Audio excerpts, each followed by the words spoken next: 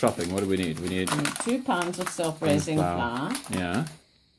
Salt, baking powder, stalk baking margarine, milk and sugar.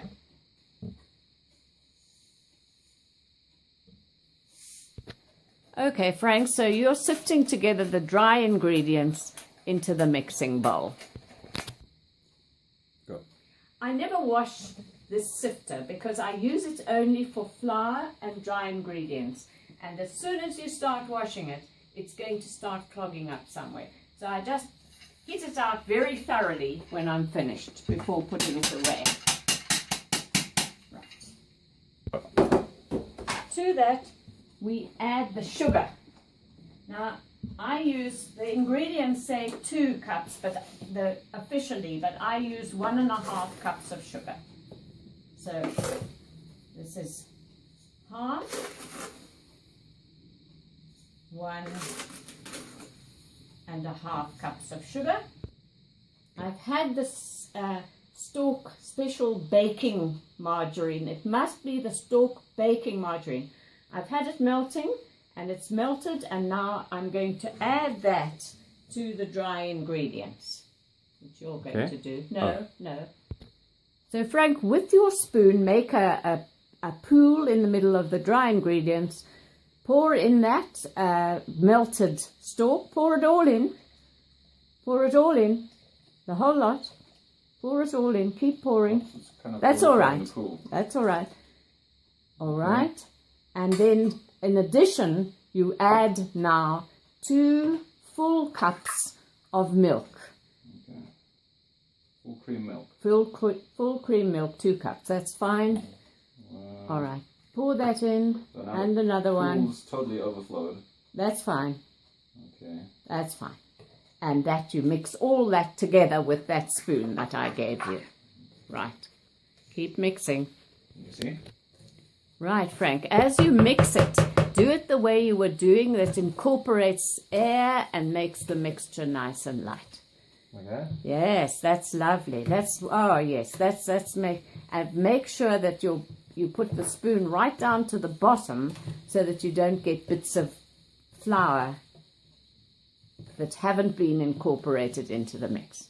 Yes, there is still a little bit more at the bottom. Yeah. Otherwise, it's starting to look good.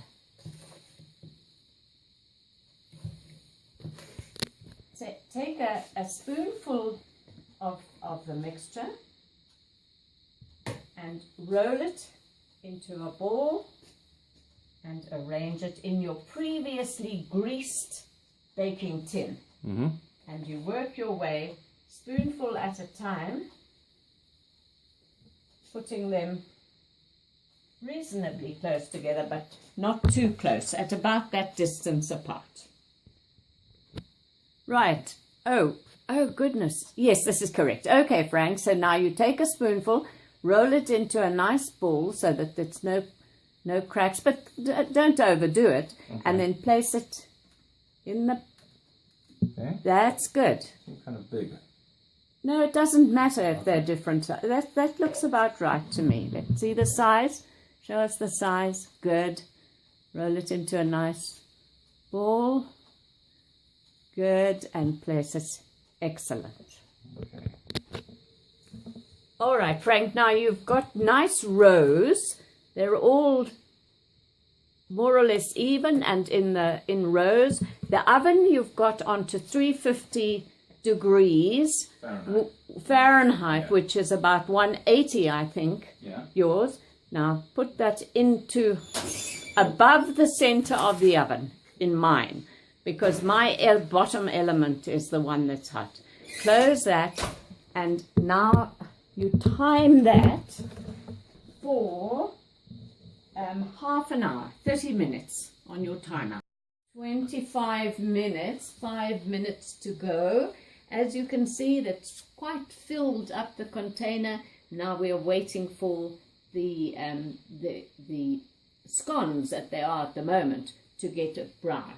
Ready, a clean kitchen cloth, because we're going to turn it out onto here in order to break it up. And these rusks need to be broken up and cut in half and then dried out immediately. I've cooked them for slightly longer than the time that I suggested, which was 30 minutes, to get them looking exactly right. They must get slightly caramelly browned on top. So here they are. I'm going to show you the colour coming out of the oven now. There they are, just the right colour. Put them on a board. Just loosen the edges.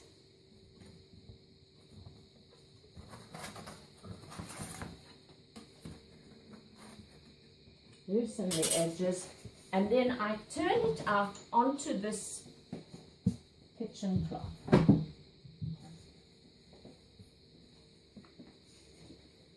Right, now the cutting of the rusks, to cut them in half, you don't cut them right through.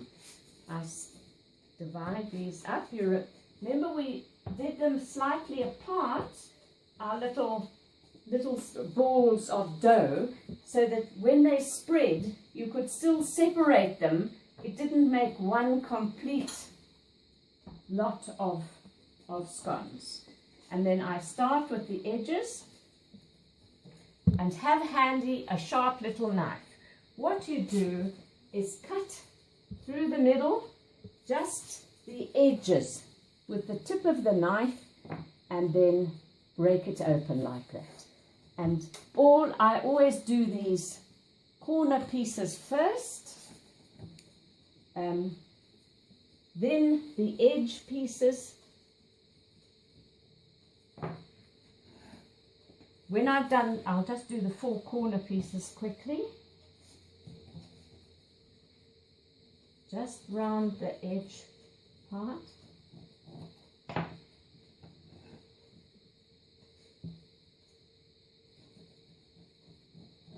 4 corner pieces, and now we're going to do the edges.